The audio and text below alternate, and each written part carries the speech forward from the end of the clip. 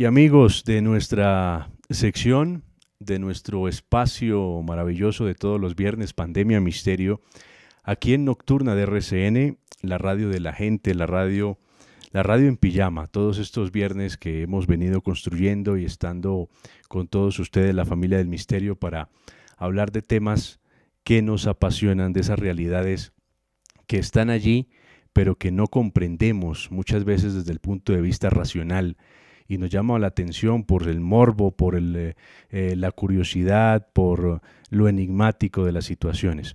Y lo cierto es que vivimos en un mundo maravilloso, en un mundo donde cabe tantas cosas y por supuesto el misterio.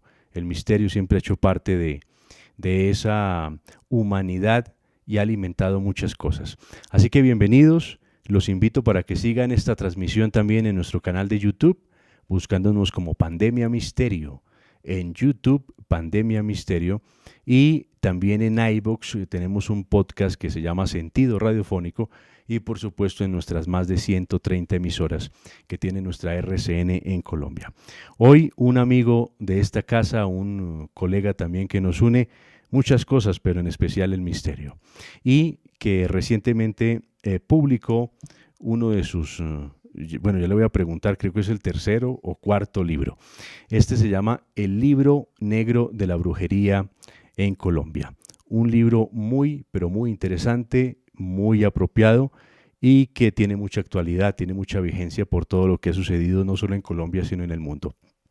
Él es don Esteban Cruz, autor de este libro, y aquí está con nosotros en Pandemia Misterio esta noche. Esteban, gracias por atendernos y estar aquí. Diego, para mí siempre será un placer estar aquí en RCN, estar aquí en Nocturna. Siempre lo escuchaba desde que era niño. Siempre me he sentido honrado cada vez que estoy frente a sus micrófonos, pero sobre todo frente a sus oyentes, a estos oyentes que son Nocturna RCN.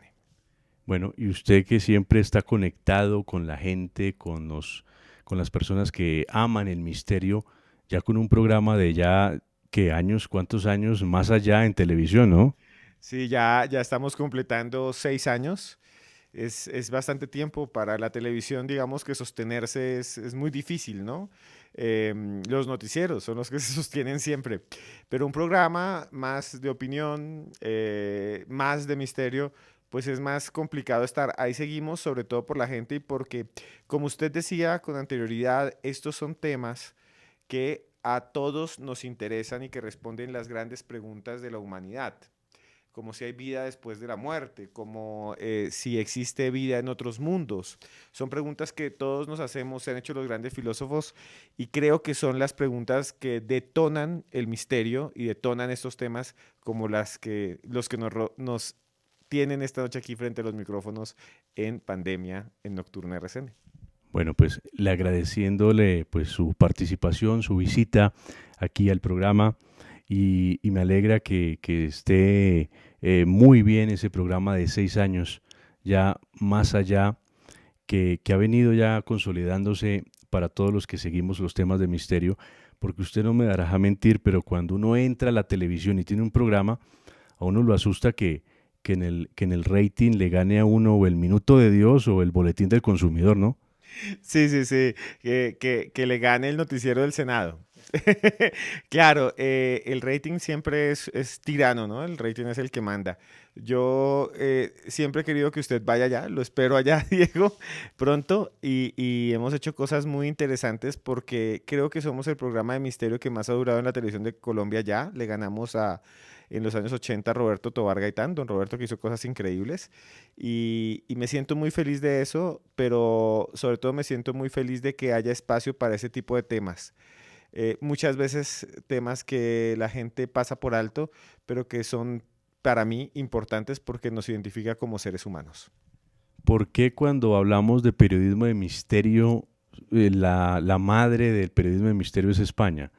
Tenemos que recordar las revistas que nos llegaban de España, los programas que nos llegaban de España, esos decanos, el mismo JJ Benítez, Jiménez del Oso y tantos más, que hicieron programas que aquí nos cautivaban mucho. Yo recuerdo que yo trasnochaba y cuando esa parabólica, era tan difícil tener una parabólica hace 25 años, pero a veces por ahí se metían unos canales y uno podía ver esos programas maravillosos y uno decía, ¿por qué en Colombia no hay algo así?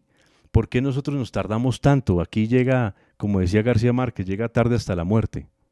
Sí, nosotros tuvimos muy pocos programas. Los nuestros eran, por ejemplo, por Germán Castro Caicedo. Germán hizo en su momento una serie en su programa que se llamaba Enviado Especial acerca de vida después de la muerte y también alcanzó a explorar el tema de los ovnis en algún momento, junto con Yamid Amat. Hicieron alguna vez un programa que creo que se llamaba El Juicio y lo hicieron sobre ovnis. Don Roberto Tobar Gaitán tuvo una serie de programas que se llamó Colombia Oculta, que también fueron como nuestros antecedentes. Pero como usted bien dice, España fue el gran padre del misterio con sus revistas Año Cero, Karma 7, Enigmas, Más Allá también se llamaba, y don Jiménez del Oso que tuvo 1000 programas en la televisión española, y Javier Sierra y muchos otros, ¿no? Sí, y uno diría, ya vamos con el libro, sino que uno diría que ese es un tema para una minoría, pero a don Jiménez del Oso, a don Fernando Jiménez del Oso, lo invitaba la reina de España en unos, no a unos aquelarres, sino a un castillo, un lugar, un palacete de esos perdidos por allí en cerca a Madrid, a hablar de esos temas, de misterio. Entonces esto es algo que seduce no a una persona como usted o como yo, sino a cualquier gente de cualquier índole en el planeta, políticos, bueno, hasta el Papa me dijeron que en alguna oportunidad tiene una comisión especial en el Observatorio del Vaticano para buscar vida extraterrestre. ¿Quién pensaría eso, no? Bueno, Esteban, este libro que está recién salido, hace meses publicado, el libro negro de la brujería en Colombia, usted lo presentó oficialmente en la Feria Internacional del Libro en Bogotá. Le ha ido muy bien, lo he visto en buses, en muchos escritorios, en las librerías, lo veo y me emociona porque esto quiere decir que hay un gran público para el misterio. ¿Cómo podríamos presentar el libro negro de la brujería en Colombia?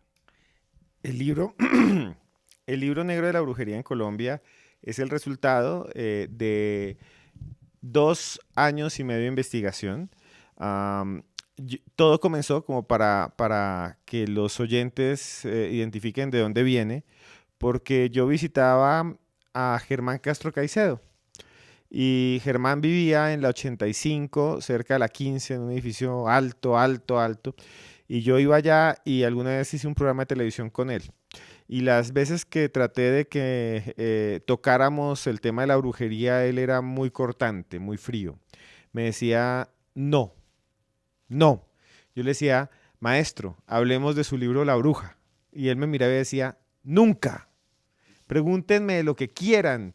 Pregúntenme de mi vida íntima, de lo que quiera, pero de brujería no. Y yo quedé como pensando en eso. Y después fui otra vez y en una oportunidad le dije, maestro, ¿por qué usted siempre huye del tema de la brujería? Y se quedó mirándome y me dijo, porque es un tema que yo lo he tratado en muchos de mis libros, incluso en La Bruja. Está también en uno que se llama Que la muerte espere, que se ganó un premio de periodista, el premio de periodismo Planeta del año 2005. Y él me decía, es que en este país, cuando yo hablo de brujería, la gente no lo toma en serio y por eso vende tanto. Pero es un tema serio. Y la brujería está en el Palacio Presidencial, y la brujería está con los comandantes guerrilleros, y la brujería está con los narcotraficantes, pero la brujería está con el señor de la tienda, con el vecino, con el amante, con el amarre, con el entierro. Y me dijo, ese tema da para un libro entero. Mirar cómo se mezcla la brujería con el poder y cómo el pueblo colombiano en todos sus estratos cree en la brujería. Y ese libro yo no lo voy a escribir ya. Si quiere, escríbalo usted. Y ahí surgió el libro negro de la brujería en Colombia. No, pues una gran responsabilidad, ¿no? Un maestro, un decano para todos nosotros, como es el maestro Germán Castro Caicedo, y hablando de este libro, de este tema, de este libro tan interesante, porque la realidad es que si nos remontamos a varios siglos, al Imperio Romano, a la Edad Media, al Renacimiento, en la actualidad, pues siempre el poder ha estado ligado como a ese lado oculto, siempre ha tenido esa bruja de cabecera, ese oráculo, esa persona que los guía y que tiene esa capacidad de ver más allá y decirle, emperador, rey, no haga eso, haga esto. Y siempre ha pasado eso. Usted tiene una historia que me llama mucho la atención y que la describe muy bien aquí en el libro, y es lo que sucedió en el Palacio Presidencial, si mal no estoy, durante el gobierno de Ernesto Samper. Cuando Ernesto Samper estalla ese escándalo del proceso 8000, recordarán ustedes y las personas que nos ven y nos escuchan que el proceso 8000 fue cuando se descubrieron o empezaron a darse esos indicios de que a la campaña de Ernesto Samper ingresó dinero del narcotráfico. Bueno, eso fue un escándalo que prácticamente lo deja fuera de la presidencia. Y ocurren hechos extraños, ¿no? Sí, esto tiene que ver con algo, Diego, que mezcla el narcotráfico y el poder. Para conseguir esta historia, yo hablé con Ernesto Samper y hice una entrevista larga en la cual él, por primera vez, habló en televisión o dio una entrevista contando que él había encontrado objetos de brujería, que había llevado una vidente al Palacio Presidencial, que se habían hecho una especie de sesiones y rituales, que él se sentía oprimido, que sentía que había fuerzas extrañas, sobrenaturales que lo perseguían. Y Ernesto Samper cuenta esto en un contexto bastante interesante, que es lo que usted decía de los años 90. A él lo acusan de recibir dineros del cartel de Cali con unas grabaciones periodísticas que salen el día siguiente de que él es proclamado presidente en las elecciones. Las presenta Andrés Pastrana en una rueda de prensa como si estuviera en campaña. Y Samper va a tener una presidencia muy turbulenta, los que nos escuchan la recuerdan algunos. Y Samper, dentro de todas estas acusaciones, aparece un personaje que es la monita retrechera, que es Elizabeth Montoya de Sarria, esposa de Chucho Sarria. Ese personaje es clave porque parece que fuera amiga de Ernesto Samper, pero él dice que nunca fueron amigos, que simplemente la conoció en algún momento. Sale una grabación en la que la monita retrechera le dice que no sea tan retrechera, no sé qué más le dice Samper a ella. Y la clave es que un día Ernesto Samper dice que después de que habían pasado manifestaciones muy extrañas en el palacio, de que había, por ejemplo, él le habían dicho que había sombras que se movían entre los parqueaderos. Los cocineros, que son cocineros exclusivos, el presidente no come cualquier cosa, no es como pidamos un domicilio, no. El presidente le hacen por seguridad, tiene cocineros que le hacen hasta el pan, ¿no? La leche, la catan, bueno, un montón de cosas para que no le envenenen o tenga enfermedades. Los panaderos del palacio decían que la harina se llenaba de gusanos y que la leche se cortaba. Y él decía que se sentía muy mal, que cuando llegaba al despacho presidencial sentía una opresión muy fuerte. Entonces, el embajador de Colombia en Chile trae al palacio desde Pereira, en avión, para el momento que esto era carísimo, a una vidente. La vidente entra y dice, allí, en el escritorio del presidente de algo. Dice Samper que enseguida revisan y lo que encuentran es un micrófono que estaba desconectado pero pegado con un chicle con unos símbolos muy raros. Y que después dice, hay algo peor. Eso está detrás de ese cuadro. Y dice Samper que voltean un cuadro del Sagrado Corazón con la imagen de Cristo que le había regalado la mamá a Ernesto Samper, recién se posesionó, y cuando lo voltean encuentran una especie de murciélago o una rata, dice él, crucificada detrás del cuadro, disecada, seca, un animal, que estaba clavado como si fuera una burla de Jesucristo. Y esto pasó en el Palacio Presidencial de Colombia.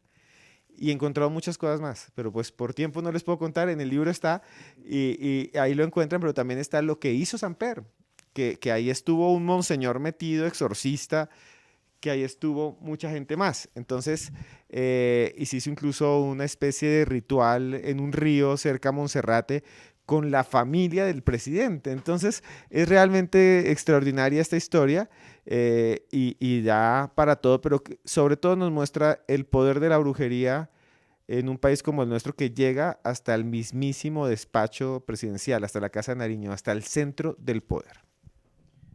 Increíble, pero nunca se supo quién hizo eso. O sea, estos rituales estaban en contra de Samper, ¿no? Sí, nunca se supo, se piensa, él lo dice, yo le pregunté directamente, ¿quién le hizo esto? Me dijo, no sé. Y yo dije, la monita retrechera, por eso la mencionamos. Y dijo, yo creo que sí.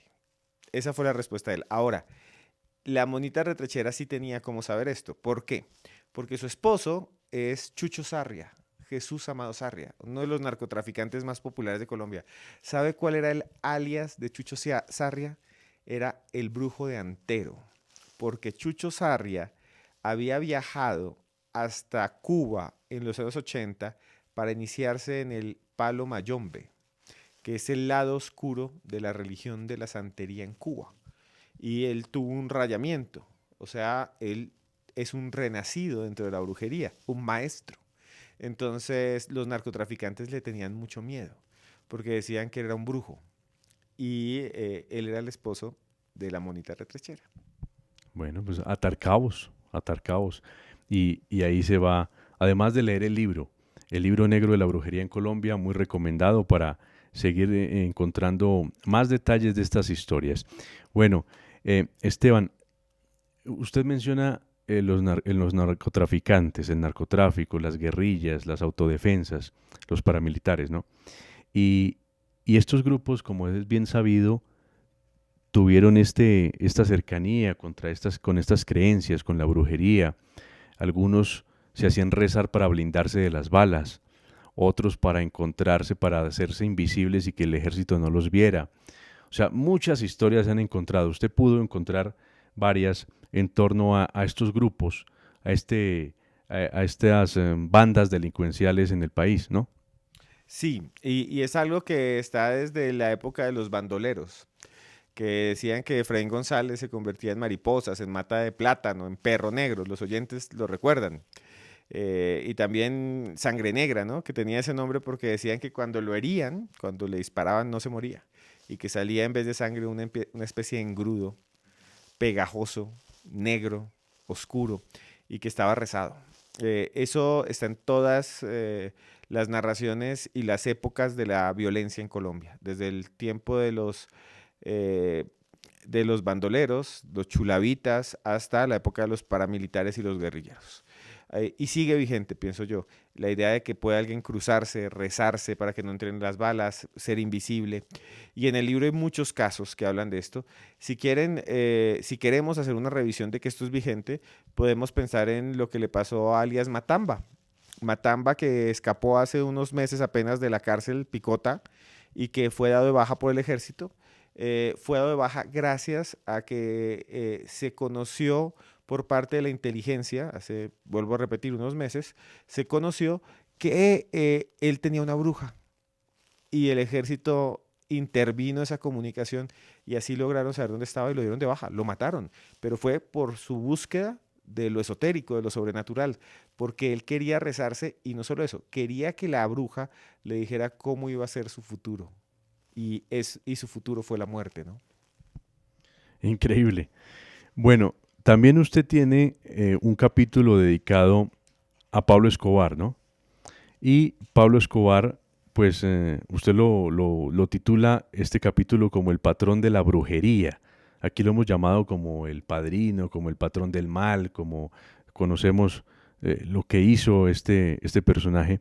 Pero este lado extraño de la brujería no es tan estudiado, es un poco desconocido. Pasa un poco como Hitler, ¿no? Hitler siempre se ha dicho de que pues era un sádico, que era un asesino, que era un demente, pero la parte ocultista que tenía el Tercer Reich, que se fundamentó en muchos de sus creencias, estuvieron fundamentadas en historias de la leyenda del Santo Grial, el Arca de la Santa Alianza, la lanza de Longinos. Bueno, uno encuentra cualquier cantidad de estas historias dentro de estos personajes.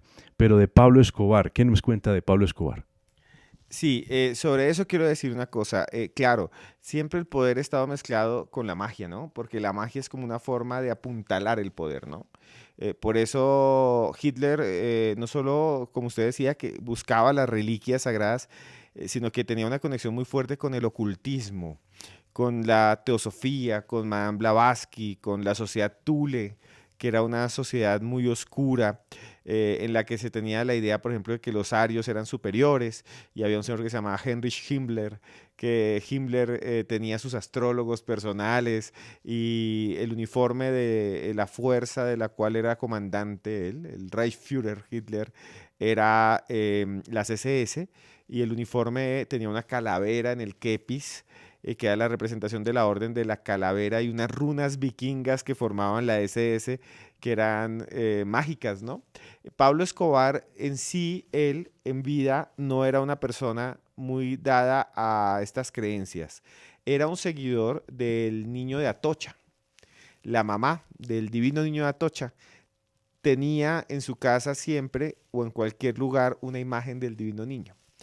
Pero lo que mezcla la brujería es lo que pasó después. Y lo que pasó después es que después de su muerte, su tumba se ha convertido en una especie de centro de peregrinación para criminales de todo el mundo que buscan que el espíritu de Pablo Escobar los ayude. La tumba está en un cementerio que se llama Jardines de Montesacro, y en esa tumba han puesto unas piedras blancas, marmóleas blancas, como decoración, y la gente se roba las piedras, las tienen que cambiar cada 3 meses, tienen que tener una volqueta de piedras porque la gente las coge, dicen que se calientan de forma extraña, extraordinaria, y con las piedras mandan a hacer escapularios, mandan a hacer rosarios, figuritas a las cuales le rezan. Pero lo más sorprendente no es eso, Diego, lo más sorprendente es lo que pasa con uno de sus familiares, que es Nicolás Escobar, que él dice que ha tenido experiencias paranormales que tienen que ver con esto de la brujería, pero con la protección de las caletas, con los rezos. Claro, recordemos que Nicolás, si mal no estoy, tiene o tuvo hasta hace pocos meses una gira, un tour por Medellín, donde llevaba extranjeros o turistas a conocer lugares estratégicos de la historia de Pablo Escobar. Entonces, mostraba dónde se refugió, dónde fue dado de baja, tantos momentos. Y también habló de que él había encontrado una caleta en algún momento, ¿no? Que había tenido la posibilidad y que los billetes se habían desintegrado, que porque estaban mal almacenados, por la humedad y todo esto. Entonces, este personaje, sobrino, ¿no? De Pablo. Sí, sobrino de Pablo Escobar. ¿Qué le parece si lo escuchamos? Huequito, como decir 10 centímetros por el largo de un adobe. Don Primo, yo cogí y metí la mano por ahí, metí el celular, alumbré, y verdaderamente era una caleta. Entonces, yo ya rompo, pero ahí mismo se viene el hedor de 24 años de estar cerrado en un punto. Nos tuvimos que salir todos de ahí. Ahí es cuando él habla de la caleta, efectivamente, pero escuchémoslo aquí cuando cuenta otra historia que es la que tiene que ver con la brujería y lo paranormal. Mucho más esa casa, prácticamente todos los días, porque allá teníamos el otro museo, entonces era diario que había que ir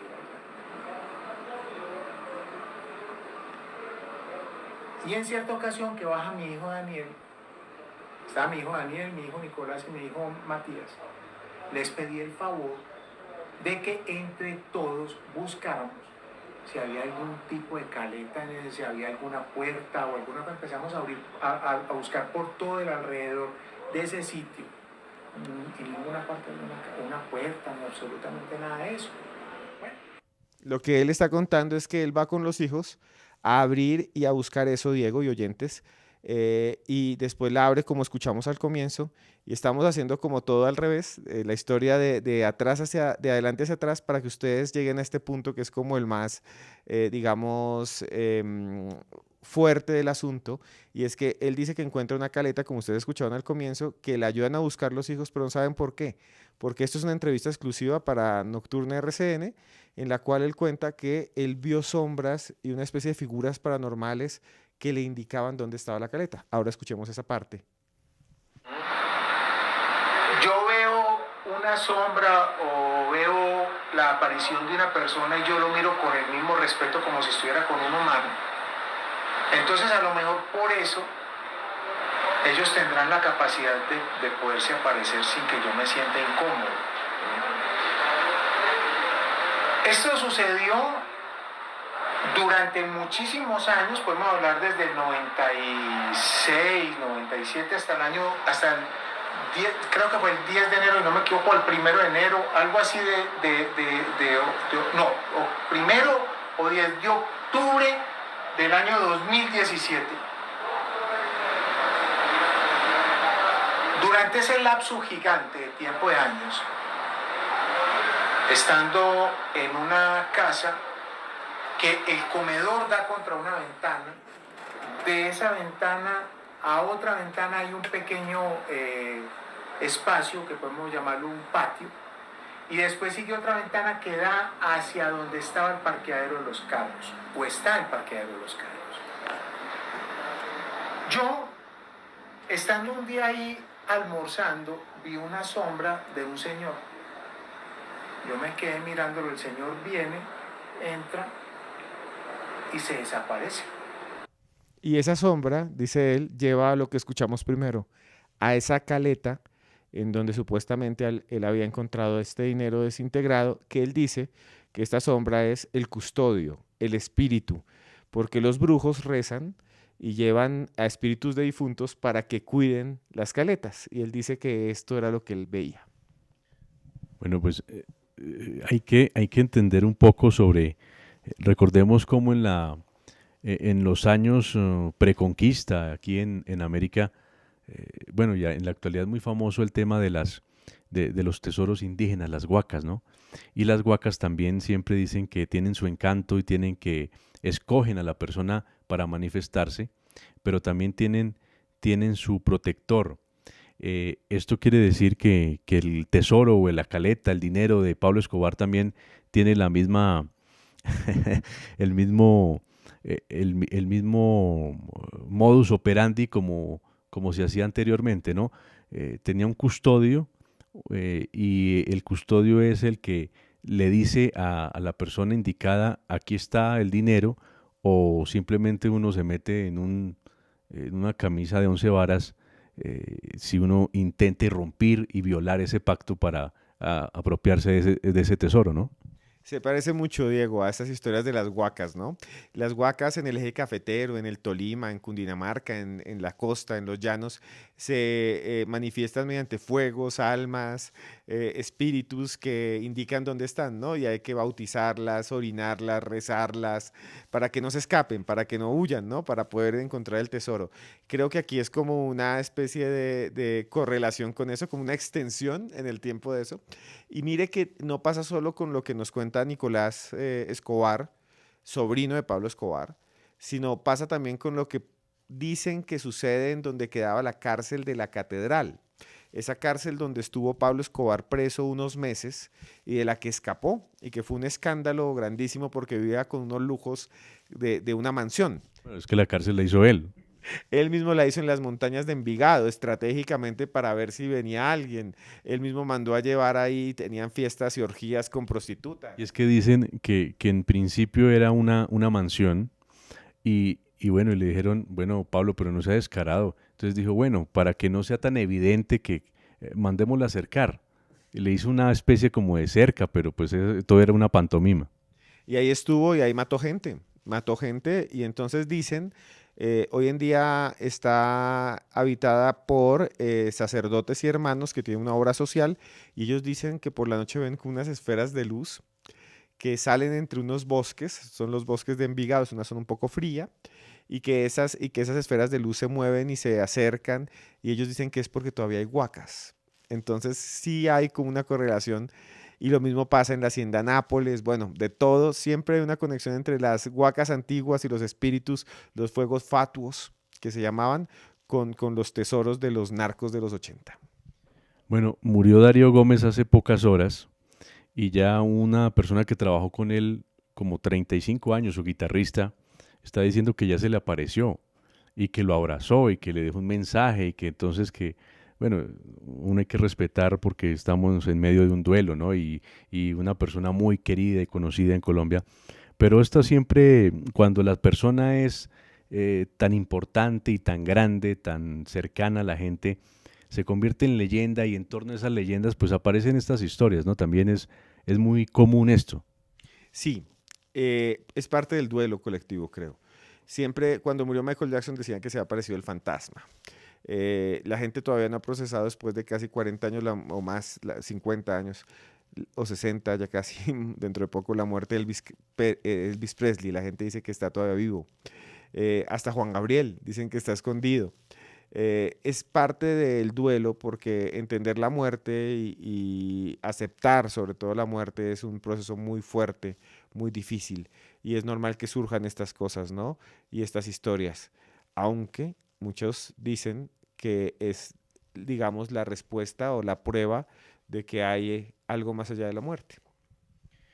Bueno, hay otra historia que quiero que la referenciemos porque yo la conozco muy bien gracias a que uno de sus protagonistas ha estado aquí en este programa, es un gran amigo, Armando Martí.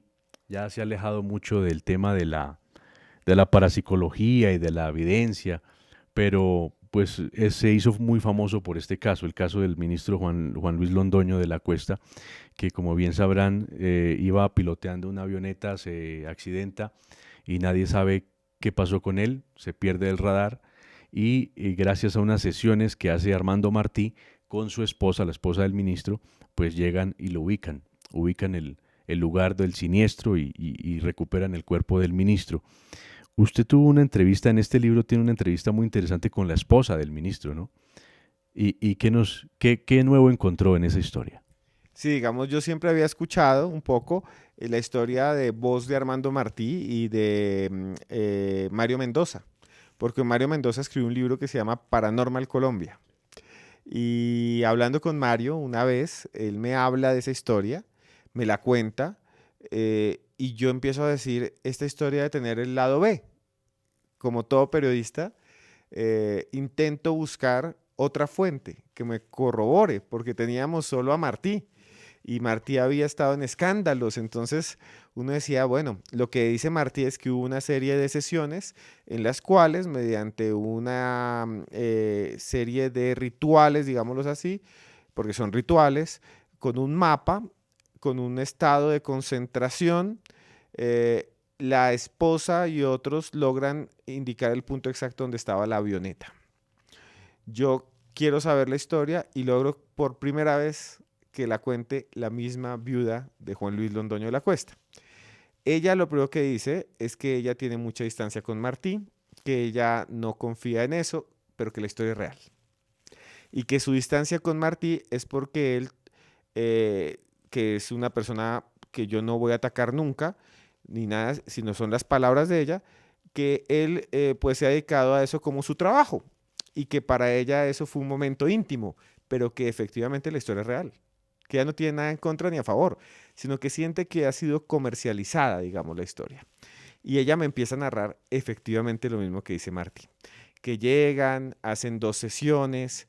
La diferencia con Martí es que ella dice que en algún momento ella no entró en ningún trance, que lo que pasa es que ella se imaginaba que volaba sobre unos árboles y que de un momento a otro la acompañaban 2 amigos y su hija en otro momento y que todos comenzaban por la letra J y que ella vio un cerro.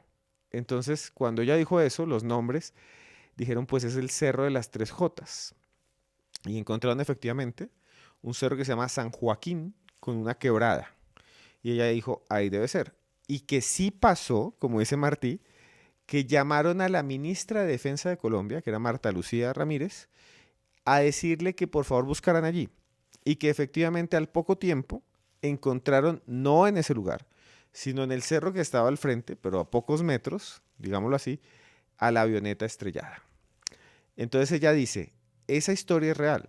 O sea, no dijimos el punto exacto. Nos equivocamos por unos metros, pero sí es verdad. Pero lo que ella cuenta, que esto sí es, que no lo cuenta Martí, porque no lo vivió, es que ella dice que entró en contacto con el espíritu de Juan Luis Londoño. Y esto es espiritismo. técnicamente.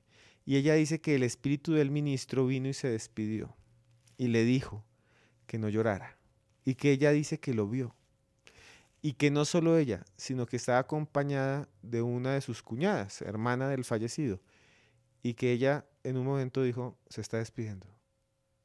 El ministro se está despidiendo, mi hermano. Juancho le decían, se está despidiendo. Y todos se quedaron quietos. Y en ese momento entró una llamada y les dijo, está muerto. Y María Zulema Vélez, viuda de Juan Luis Londoño, dijo, ya lo sabía. Y después ella dice que visita a unos espiritistas en Londres y que le dicen los espiritistas, él la acompaña y usted sabe que es así. Y ella dice todavía que ella tiene contacto espiritual con el ministro. Eso no lo cuenta Martí porque Martí no llegó hasta allá. Entonces, encontrar ese otro lado es lo que yo me propuse en el libro negro de la brujería en Colombia, porque ya lo había contado Mario Mendoza y lo había contado Armando Martí, pero nunca se había narrado desde el punto de vista de la otra persona que corrobora un poco lo que dicen ellos dos, lo corrobora, pero agrega un nuevo capítulo, digamos, a la historia. Bueno, estas historias que estamos conversando están en este libro, el libro negro de la brujería en Colombia, que lo estoy mostrando aquí, los que están siguiendo nuestra transmisión en YouTube, en el canal Pandemia Misterio en YouTube, búsquenos y ahí puede encontrar este libro. Si nos ven, estamos con el autor, con Esteban Cruz, y pues es un libro que a todos los que nos apasiona este tema, que somos miles, millones de personas, uno lo debe tener en la biblioteca, como tengo yo en mi biblioteca. Bueno, Esteban, nos queda tiempo para una última historia. Aquí al norte de Bogotá, un lugar muy famoso por los eventos y además porque nosotros no hacemos parte de Europa, pero aquí existen castillos. Ese castillo Marroquín, saliendo después del peaje por el norte, en la capital, es muy famoso porque pues tiene eventos y tiene lugares, eventos de música electrónica y de reuniones importantes se han desarrollado allí, pero también tiene su misterio, ¿no? Tiene su lado oculto y usted lo narra en este libro. Sí, el castillo Marroquín siempre ha suscitado temor, ¿no? Yo recuerdo cuando era niño que por allí pasa la carretera Tunja, que en su momento no era doble calzada, sino parecía más bien un camino. Era el camino a Tunja, ¿no? De los españoles. Y la gente decía que a veces veía por la ventana los espectros, los fantasmas que saludaban. Ahí queda también una estación de tren que era la estación más cercana a Chía, que era la de la Caro. Le llaman así porque ahí quedaba la finca de Miguel Antonio Caro. Y la gente decía que a veces por la noche veía también luces o todas las ventanas del castillo prendidas cuando estaba deshabitado, abandonado, como si adentro hubiera una fiesta de fantasmas, de almas perdidas. Y yo creo que es un poco como esa imagen romántica del castillo embrujado, ¿no? No creo que sean tan reales estas manifestaciones, sino que es la leyenda. Y dentro del castillo sigue habiendo leyendas de gente que dice que se aparece un espíritu que se llama la Zancona, que tiene 2 metros de alto y por eso se llaman la Zancona, unas piernas gigantes, que camina como zancudo, que en la torre del castillo a veces llora un bebé y que a veces lo ven y es como un esqueleto de bebé, o sea, American Horror Story o películas de terror, la gente. Pero estas leyendas dicen mucho de este lugar que es visto como un lugar maldito, ¿no? Y cuando uno ve la historia, sí hay cosas que son muy raras y que están en el libro. Por ejemplo, Trinidad Ricaute, que era familiar de Ricaute, el de que salió volando en átomos y no sé qué más, en San Mateo. Ella se casa con un señor que se llama Lorenzo Marroquín, que van a construir el castillo, eran los dueños de la hacienda de Yerbabuena, y ella desapareció una noche. Y esto es real, o sea, esto ya está registrado por la historia. Ella estaba en misa, rezando el rosario, y dijo, ya vengo, en la capilla de la hacienda, y nunca se lo volvió a ver. Dijeron que la buscaron por muchas partes, y en Santa Fe y en Colombia había un dicho muy popular que decía, cuando alguien hacía una pregunta inexplicable, como no sé, ¿habrá vida en otros planetas o cosas así? La gente le respondía, eso y lo de Trinidad se sabrá en la eternidad, porque nadie sabía qué había pasado con Trinidad Ricaute. Hace más o menos unos 80 años, pues se descubrió un poco el misterio y se encontró y esto aumenta el misterio todavía, se encontró un documento en la parroquia de Chía que dice que Trinidad Ricaurte fue encontrada en una laguna cerca del castillo Marroquín, muerta, golpeada, y que la gente decía que estaba loca. Eso es un misterio, desapareció y después aparece muerta y nadie sabe por qué, y entonces eso crea como un halo ahí. Y aparte de eso, todos los que van a comprar el castillo de en adelante van a perecer rápidamente en circunstancias muy raras. Un narcotraficante, alias el Brujo, que se llamaba Camilo del cartel de Bogotá, eh, mata a todos los empleados en un momento porque desconfía a todos los empleados del castillo en los años 80. Antes de eso, un empresario venezolano muy famoso compra el castillo y muere en un accidente aéreo. Todas las historias están ahí en el libro y eso como que empieza también a decir, está maldito porque la mamá del constructor desaparece, el que lo compra se muere, en algún momento fue un burdel lleno de prostitutas, en otro momento fue un hospital psiquiátrico y eso es real, está registrado en los libros de historia de la medicina y como en todo hospital psiquiátrico se suicidaron pacientes. Entonces es un lugar con muchas muertes raras, inexplicables y pues que sea un castillo también como que lo vuelve romántico y atractivo como leyenda, ¿no? Bueno, además que arquitectónicamente es lindísimo. Uno pasa por ese lugar y por la vía a Tunja en el costado derecho, pues es muy bonito y como usted bien dice, romántico ver un castillo por estas tierras, un castillo así con ese estilo europeo. Esteban, las personas que quieran conseguir el libro de pronto fuera del país, en Colombia es muy sencillo, en cualquier librería está. Fuera del país se consigue de pronto digital, al formato digital o solo físico. Está en digital, solo tienen que escribir en internet el libro negro de la brujería en Colombia para Kindle, en PDF, lo que quieran. Ahí lo pueden conseguir. Y está en audiolibro, lo pueden conseguir, lo narra un actor argentino de apellido Barrio Nuevo, muy conocido. Lo pueden conseguir también para que lo escuchen, como nos escuchan esta noche en Nocturna. Perfecto. Esteban, ¿y qué proyectos vienen? ¿En qué proyectos está ya trabajando? Uno diría, bueno, pues acabo de terminar un libro, déjelo descansar. Pero yo sé que usted es muy inquieto y uno cuando está metido en esto, una historia lleva a otra, un invitado, una conversación, de ahí nace una idea y nacen otros proyectos. No sé si me pueda contar qué proyectos hay. Claro, claro, Diego. En ese momento quiero como alargar un poco la historia de Pablo Escobar y la brujería y un poco la historia también de estos santos que utilizan los narcotraficantes en América Latina.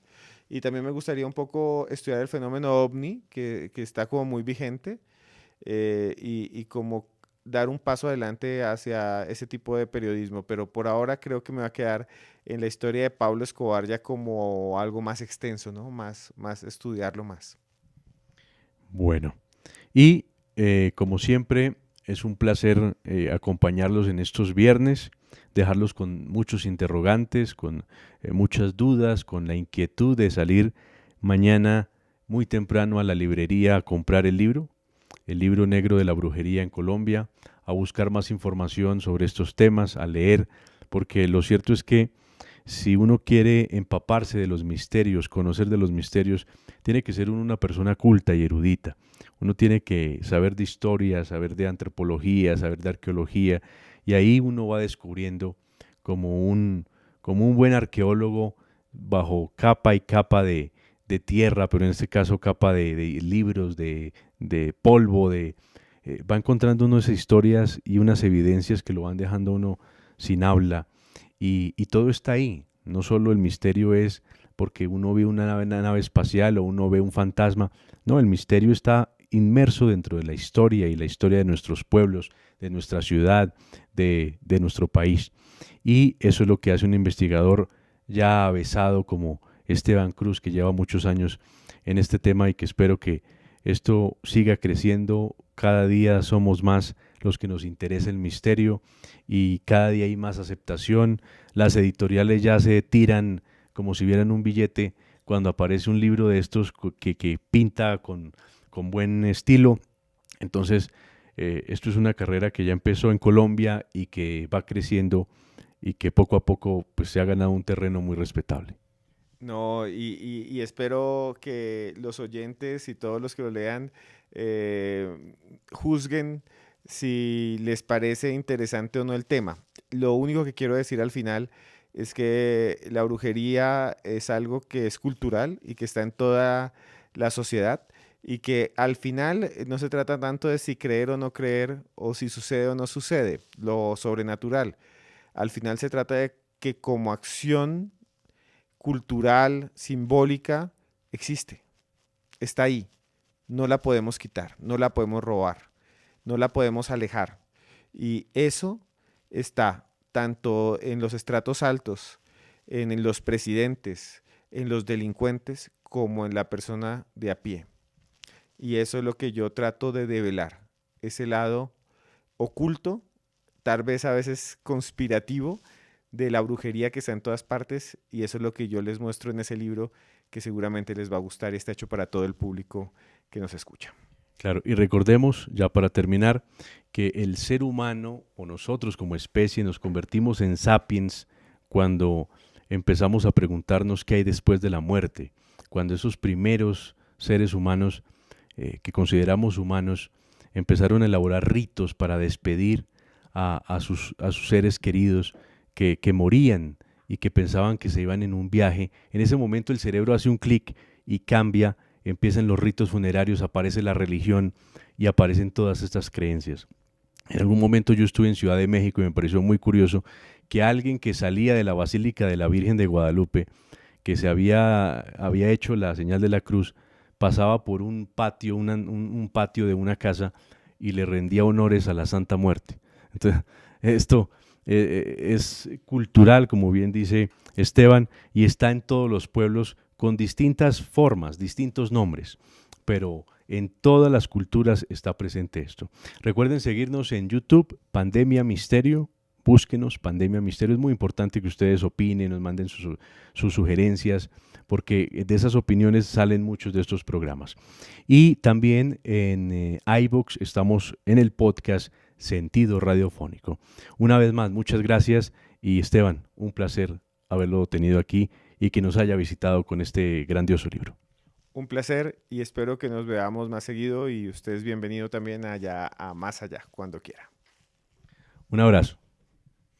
Gracias. ¿Qué tal?